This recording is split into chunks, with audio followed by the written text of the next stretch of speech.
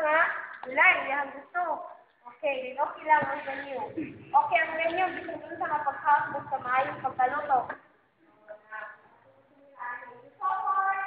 Wala kayo yun, balik sa venue, wala na natin. So, stay ka dire until tomorrow. The facilitator. Okay, ang facilitator. Pwede ba kuno makapangutan ang participants? Pwede yun kaayo. Inyuhan ng rights, ang katungod, pangutana, labi na kung hindi pa makakaswerte. Okay. Nakalan ko no, smiling. Smiling. Ready ka. Sige na ba? Out.